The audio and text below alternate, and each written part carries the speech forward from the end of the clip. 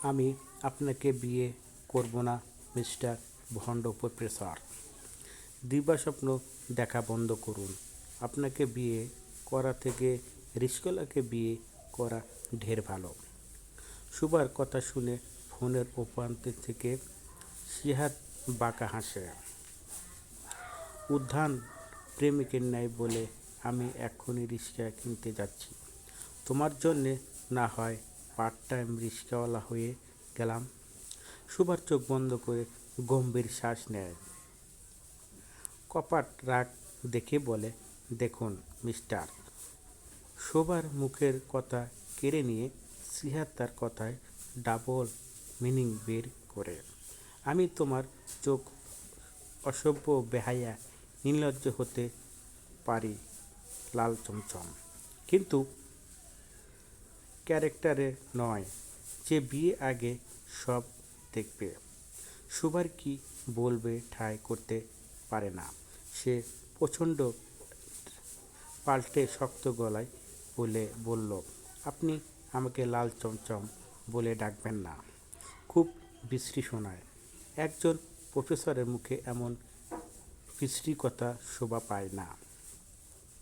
সিহাত আবেগ জড়িয়ে গলায় বলল, তুমি দেখতে ঠিক লাল চমচমের মতোই মিষ্টি, তাই তো তোমাকে ভালোবেসে আদর করে লাল চমচম বলে ডাকে। সুভার দমে যায় না, বরং তেজি গলায় বলে, আমি আপনার প্রেমিকা বা বউ নয় যে আমাকে ভালোবেসে আদর করে ভিন্ন নামে ডাকা লাগবে। সিয়াত মুচকি হেসে বলে, ও ফাইন, এখন তোমাকে লাল চমচম বলে ডাকবো না। একটা পরপুরুষের মুখ সত্যি লাল চমচম নামটা তোমার জন্যে অস্থিরতা, কিন্তু বিয়ের পর তোমার শাসন বারণ কিছুই আমাকে ডলাতে পারবে না।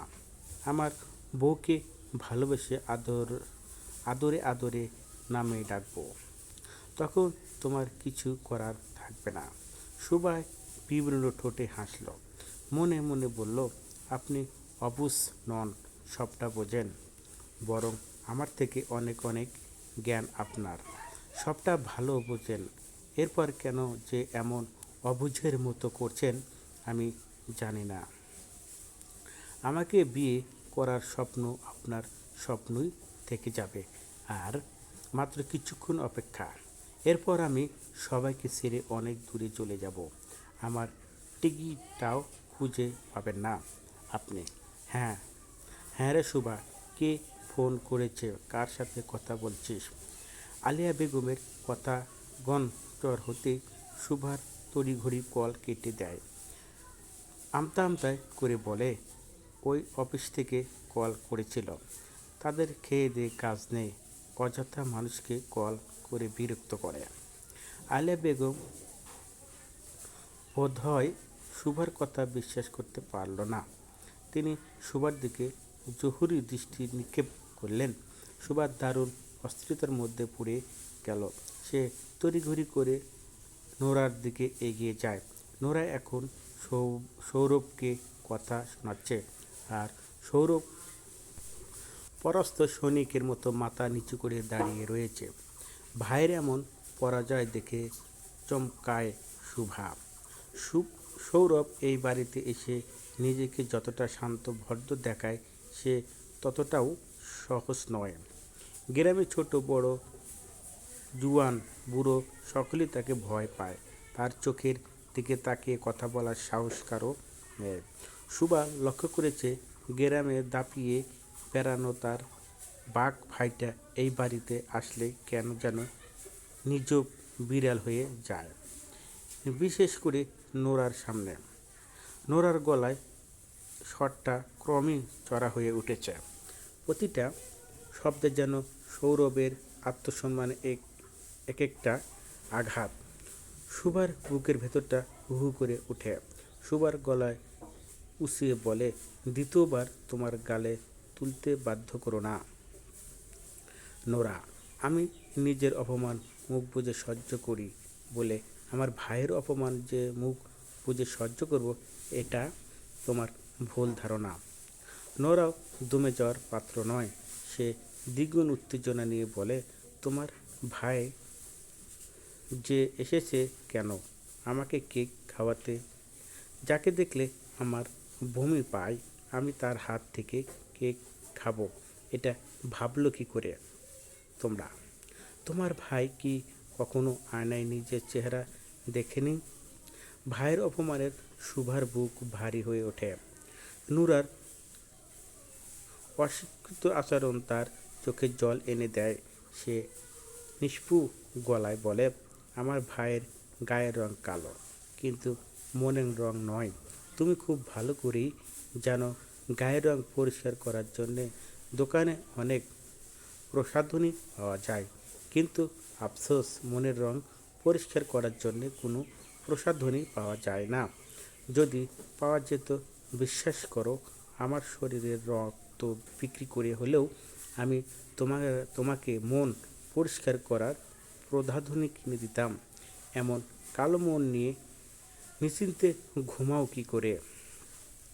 তোমার মতো অচানক সৌরভ এক হাতে সুভাকে জড়িয়ে ধরে সুভার সম্পূর্ণ কথাটা শেষ করতে পারল না। সৌরভ বোনকে শান্ত করার চেষ্টা চালায়। শান্ত হ বোন, আমার চোখ সামনে দাঁড়িয়ে তোমাকে যা নয় তাই বলে অপমান করছে, আর তুমি বলছো আমাকে শান্ত হতে? ও তোমাকে কেন কালা টাকি বলবে? তুমি কি পাতিলের তলার মতো কালো? কালো নও তো, তাহলে ও কেন তোমাকে অপমান করবে? নোরা ছোট মানুষ বোন, কি বলতে কি বলে ও নিজেও বোঝে না। সুভার অবাক গলায় বলে, নোরা ছোট মানুষ? সৌরভ কিছু না বলে মুচকি হেসে সুভার গালে কেকের টুকরো পুড়ে দেয়। হৃদয়চিত্তে বলে, কেক খা, দারুণ মজা হয়েছে। সুভার ফিসফিস করে বলে, তোমার অভিসন্ধি মোটেও ঠিক লাগছে না আমার। ব্যাপার কি বলতো? কোনো ব্যাপার না বোন, তুই অযথা আমাকে সন্দেহের দৃষ্টিতে দেখছিস। সুভার দীর্ঘশ্বাসে ফেলে মনে মনে বলে, তুমি অপাত্রের নিজের সুন্দর মনটা বিকিয়েছ ভাই। নোরা একটা বিষাদ মরিচ, তার ঝালে এমন ঝাঁস স্পষ্ট করলে শুধু মুখ নয়, তোমার সামান্য অঙ্গ হয়ে যাবে। খাওয়া দাওয়া শেষ করে সৌরভ তার মাকে বাড়ির উদ্দেশ্যে রওনা হওয়ার তাড়া দেয়, কিন্তু ঈশিতা চৌধুরী তাদেরকে যেতে দেয় না। রওশন চৌধুরী রাতটা তাদেরকে বাড়িতে থাকার অনুরোধ জানায়। সুভার খুব করে চাইছিল তার মা ভাই এ বাড়িতে থাকুক। আলিয়া বেগম সবার অনুরোধ ফেলতে পারল না। রাতটা বাড়িতে কাটানোর সিদ্ধান্ত নেয়। মা ভাইয়ের সাথে আরও কিছু মুহূর্ত কাটাতে পারবে ভেবে খুশিতে সুভার চোখ ঝলমল করে উঠল। সুভার বুক পাথর চাপা দিয়ে সবার সাথে হাসি মুখে গল্প করে এটা ওটা বানিয়ে খাওয়ায়। হাসি ঠাট্টা আনন্দের মধ্যে দিয়ে কখন যে এ বাড়ি ছেড়ে যাওয়ার ঘণ্টা বেজে ওঠে সুভা ঠায়ও করতে পারে না। এ বাড়ি ছেড়ে থাকা, বাড়ির মানুষগুলোকে ছেড়ে থাকার কষ্টে বুকটা ভারী হয়ে আসে তার। সুভার অস্থির হয়ে রুমের মধ্যে পায়চারি করে। অপেক্ষা থাকায় সবাই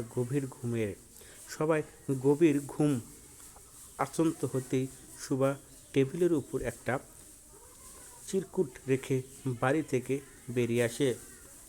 বাড়ির বাইরে পা রাখতেই আপনজনদের মুখগুলো তার চোখের সামনে দৃশ্যমান হয়, আর আশ্চর্যজনকভাবে শেখ সিহাত শাহরিয়ার কদমখানা তার চোখের সামনে ভাসে।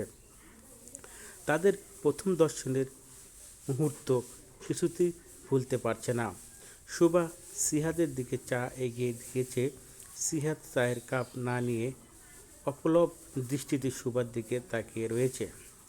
চোখ বন্ধ করলেই মনিটরের পর্দার মতো চোখের সামনে সবটা ভেসে উঠছে সুভার বিরক্ত হওয়া তীব্র গলায় বলে, নোমান মারা যাওয়ার পর সবে নিজের গুজিয়ে নিয়েছিলাম নতুন করে সবটা শুরু করতে চেয়েছিলাম। এরই মধ্যে ঝড় হয়ে আপনি আমার জীবনে প্রবেশ করলেন। আপনার সাথে আমার দেখা না হওয়াটাই বোধহয় ভালো ছিল। আপনি আমাকে শেষ পর্যন্ত ঘর ছাড়া করতে বাধ্য করলেন মিস্টার ভণ্ড প্রফেসর।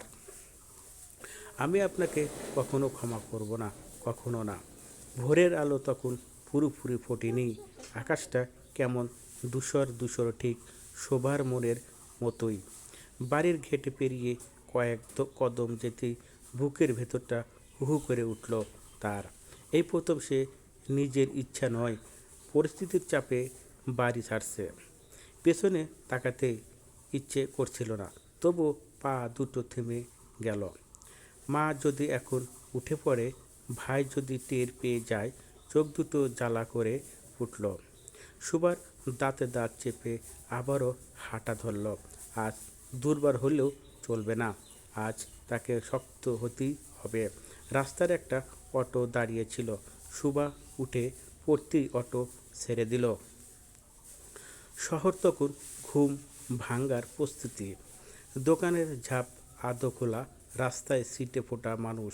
অটো ছুটে চলেছে, আর সুবার মাথা ভেতর ছুটছে হাজার স্মৃতি।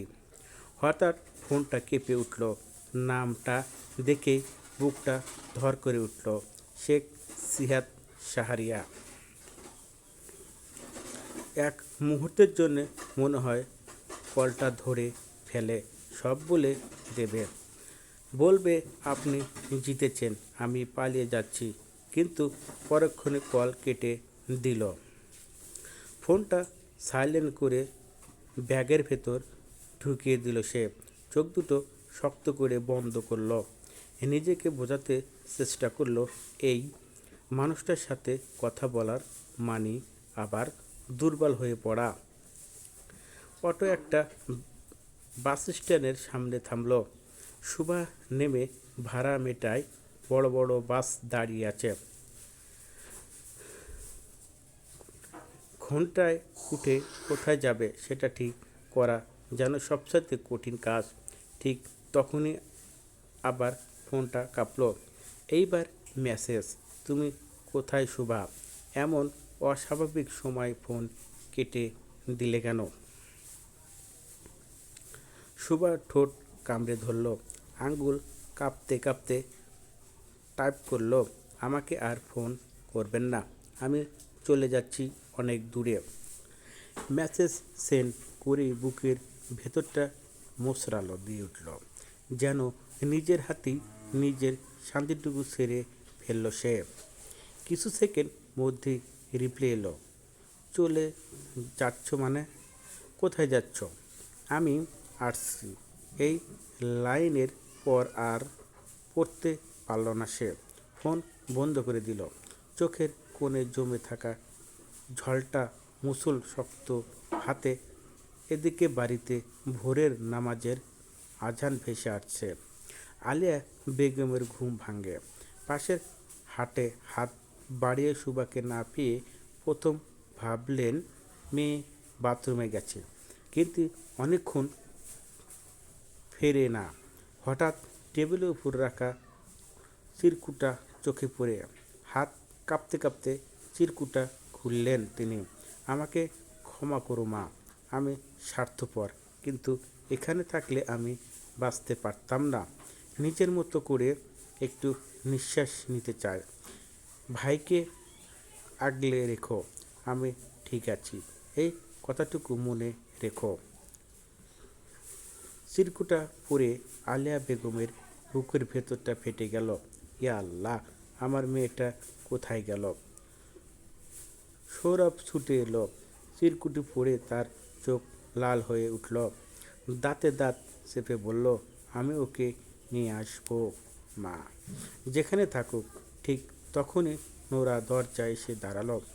ঠোঁটে সে চেনা তাচ্ছিল হাসি। দেখেছ, নাটক না করলে ওর পেটের ভাত হজম হয় না। সৌরভ এক দৃষ্টিতে তাকালো নোরার দিকে। সেই দৃষ্টিতে আজ আর কোনো নরবতা নেই। একটা কথা বলে না নোরা, আজ না হয় চুপ থাক।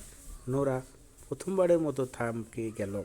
অন্যদিকে বাসে উঠে জানালার পাশে বসতেই সুভার বাস ছাড়তে মনে হলো বুকের ভেতর থেকে কিছু একটা খুলে যাচ্ছে, আবার কিছু একটা ভেঙে যাচ্ছে। সে জানে না সামনে কি অপেক্ষা করছে।